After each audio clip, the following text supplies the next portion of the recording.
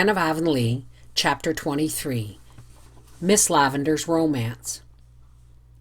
"I think I'll take a walk to Echo Lodge this evening," said Anne one Friday afternoon in December. "It looks like snow," said Marilla dubiously. "I'll be there before the snow comes, and I mean to stay all night. Diana can't go because she has company, and I'm sure Miss Lavendar will be looking for me tonight. It's a whole fortnight since I was there." Anne had paid many visits to Echo Lodge since that October day. Sometimes she and Diana drove around by the road, sometimes they walked through the woods. When Diana could not go, Anne went alone. Between her and Miss Lavendar had sprung up one of those fervent, helpful friendships possible only because a woman who has kept the freshness of youth in her heart and soul, and a girl whose imagination and intuition supplied the place of experience. Anne had last discovered the real kindred spirit.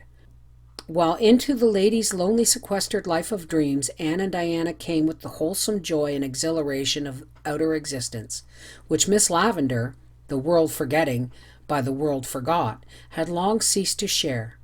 They brought an atmosphere of youth and reality to the little stone house. Charlotta the Fourth always greeted them with her very widest smile, and Charlotta's smiles were fearfully wide, loving them for the sake of her adored mistress as well as for their own.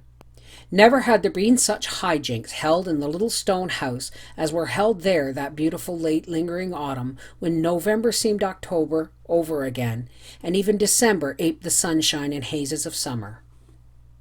But on this particular day it seemed as if December had remembered that it was time for winter, and had turned suddenly dull and brooding with a windless hush predictive of coming snow. Nevertheless, Anne keenly enjoyed her walk through the great gray maze of the beechlands. Though alone, she never found it lonely. Her imagination peopled her path with merry companions, and with these she carried on a gay pretended conversation that was wittier and more fascinating than conversations are apt to be in real life, where people sometimes fail most lamentably to talk up to the requirements. In a make-believe assembly of choice spirits, everybody says just the thing you want her to say, and so gives you the chance to say just what you want to say. Attended by this invisible company, Anne traversed the woods and arrived at the fir lane just as broad, feathery flakes began to flutter down softly. At the first bend, she came upon Miss Lavendar, standing under a big, broad-branching fir. She wore a gown of warm, rich red, and her head and shoulders were wrapped in a silvery gray silk shawl. "You look like the queen of the Firwood fairies," called Anne merrily. "I thought you would come tonight, Anne," said Miss Lavendar, running forward, "and I'm doubly glad, for Charlotta the Fourth is away. Her mother is sick, and she had to go home for the night. I should have been very lonely if you hadn't come. Even the dreams and the echoes wouldn't have been enough company. Oh, Anne, how pretty you are!" she added suddenly, looking up at the tall, slim girl with the soft rose flush of walking on her face. "How pretty and how young! It's so delightful to be 17, isn't it? I do envy you," concluded Miss Lavendar candidly. "But you're only 17 at heart," smiled Anne. "No, I'm old, or rather middle-aged, which is far worse," sighed Miss Lavendar. "Sometimes I can pretend I'm not, but at other times I realize it, and I can't reconcile myself to it as most women seem to. I'm just as rebellious as I was when I discovered my first gray hair. Now, Anne, don't look as if you're trying to understand. 17 can't understand. I'm going to pretend right away that I'm 17 too, and I can do it, now that you're here. You always bring youth in your hand like a gift. We're going to have a jolly evening. Tea first. What do you want for tea? We'll have whatever you like. Do think of something nice and indigestible." There were sounds of riot and mirth in the little stone house that night. What with cooking and feasting and making candy and laughing and pretending, it was quite true that Miss Lavendar and Anne comported themselves in a fashion entirely unsuited to the dignity of a spinster of 45 and a sedate schoolmarm. Then, when they were tired, they sat down on the rug before the grate in the parlor, lighted only by the soft fire shine and perfumed deliciously by Miss Lavendar's open rose jar on the mantel. The wind had risen and was sighing and wailing around the eaves, and the snow was thudding softly against the windows, as if 100 storm sprites were tapping for entrance. "I'm so glad you're here, Anne," said Miss Lavendar, nibbling her candy. "If you weren't, I should be blue, very blue, almost navy blue. Dreams and make-believes are all very well in the daytime and sunshine, but when dark and storm come, they fail to satisfy. One wants real things then. But you don't know this. 17 never knows this.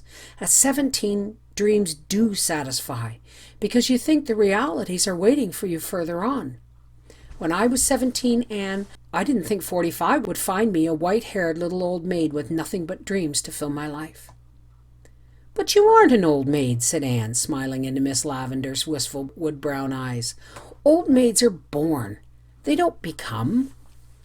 "Some are born old maids, some achieve old maidenhood, and some have old maidenhood thrust upon them," parodied Miss Lavendar whimsically. "You are one of those who have achieved it, then," laughed Anne, "and you've done it so beautifully that if every old maid were like you, they would come into fashion, I think." "I always like to do things as well as possible," said Miss Lavendar meditatively. "And since an old maid I had to be, I was determined to be a very nice one. People say I'm odd, but it's just because I follow my own way of being an old maid and refuse to copy the traditional pattern. Anne, did anyone ever tell you anything about Stephen Irving and me?" "Yes," said Anne candidly. "I've heard that you and he were engaged once." "So we were, 25 years ago, a lifetime ago. And we were to have been married the next spring. I had my wedding dress made, although nobody but my mother and Stephen ever knew that. We had been engaged in a way almost all our lives, you might say. When Stephen was a little boy, his mother would bring him here when she came to see my mother, and the second time he ever came, he was 9 and I was 6. He told me out in the garden that he had pretty well made up his mind to marry me when he grew up.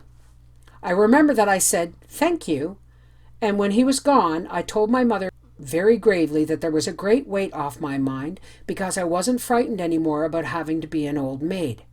How poor Mother laughed. "And what went wrong?" asked Anne breathlessly. "We had just a stupid, silly, commonplace quarrel. So commonplace, if you'll believe me, I don't even remember just how it began. I hardly know who was the more to blame for it. Stephen did really begin it, but I suppose I provoked him by some foolishness of mine. He had a rival or two, you see. I was vain and coquettish, and I liked to tease him a little. He was a very high-strung, sensitive fellow. Well, we parted in a temper on both sides, but I thought it would all come right, and it would have if Stephen hadn't come back too soon. Anne, my dear, I'm sorry to say," Miss Lavendar dropped her voice as if she were about to confess a predilection for murdering people, "that I'm a dreadfully sulky person. Oh, you needn't smile. It's only too true. I do sulk, and when Stephen came back before I had finished sulking, I wouldn't listen to him, and I wouldn't forgive him, and so he went away for good. He was too proud to come again, and then I sulked because he didn't come. I might have sent for him, perhaps, but I couldn't humble myself to do that. I was just as proud as he was. Pride and sulkiness make a very bad combination, Anne. But I could never care for anybody else, and I didn't want to. I knew I would rather be an old maid for 1,000 years than to marry anybody who wasn't Stephen Irving. Well, it seems like a dream now, of course. How sympathetic you look, Anne. As sympathetic as only 17 can look. But don't overdo it. I'm really a very happy, contented little person in spite of my broken heart. My heart did break, if ever a heart did, when I realized that Stephen Irving was not coming back. But Anne, a broken heart in real life isn't half as dreadful as it is in books. It's a good deal like a bad tooth. Though you won't think that a very romantic simile. It takes spells of aching and gives you a sleepless night now and then. But between times it lets you enjoy life and dreams and echoes and peanut candy as if there were nothing the matter with it. And now you're looking disappointed. You don't think I'm half as interesting as a person as you did 5 minutes ago when you believed I was always the prey of a tragic memory bravely hidden beneath the external smiles. That's the worst, or the best, of real life, Anne. It won't let you be miserable. It keeps on trying to make you comfortable, and succeeding, even when you're determined to be unhappy and romantic. Isn't this candy scrumptious? I've eaten far more than is good for me already, but I'm going to keep recklessly on. After a little silence, Miss Lavendar said brightly, "It gave me a shock to hear about Stephen's son that first day you were here, Anne. I've never been able to mention him to you since, but I've wanted to know all about him. What sort of boy is he?" "He is the dearest, sweetest child I ever knew, Miss Lavendar, and he pretends things too, just as you and I do." "I'd like to see him," said Miss Lavendar softly, as if talking to herself. "I wonder if he looks anything like the little dream boy who lives with me here, my little dream boy." "If you would like to see Paul, I'll bring him through with me sometime," said Anne. "I would like it, but not too soon. I want to get used to the thought. There might be more pain than pleasure in it. If he looked too much like Stephen, or if he didn't look enough like him. In a month's time, you may bring him." Accordingly, a month later, Anne and Paul walked through the woods to the stone house and met Miss Lavendar in the lane. She had not been expecting them just then, and she turned very pale. "So this is Stephen's boy," she said in a low tone, taking Paul's hand and looking at him as he stood, beautiful and boyish, in his smart little fur coat and cap. He is very like his father." "Everybody says I'm a chip off the old block," remarked Paul, quite at his ease. Anne, who had been watching the little scene, drew a relieved breath. She saw that Miss Lavendar and Paul had taken to each other, and that there would be no constraint or stiffness. Miss Lavendar was a very sensible person, in spite of her dreams and romance, and after that first little betrayal she tucked her feelings out of sight and entertained Paul as brightly and naturally as if he were anybody's son who had come to see her. They all had a jolly afternoon together, and such a feast of fat things by way of supper as would have made old Mrs. Irving hold up her hands in horror, believing that Paul's digestion would be ruined forever. "Come again, laddie," said Miss Lavendar, shaking hands with him at parting. "You may kiss me, if you like," said Paul gravely. Miss Lavendar stooped and kissed him.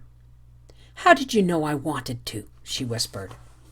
"Because you look at me like my little mother used to do when she wanted to kiss me. As a rule, I don't like to be kissed. Boys don't, you know, Miss Lewis. But I think I'd rather have you kiss me, and of course I'll come to see you again. I think I'd like to have you for a particular friend of mine, if you don't object." I don't think I shall object," said Miss Lavendar. She turned and went in very quickly, but a moment later she was waving gay and smiling goodbye to them from the window. "I like Miss Lavendar," announced Paul as they walked through the beech woods. "I like the way she looked at me. And I like her stone house, and I like Charlotta the Fourth.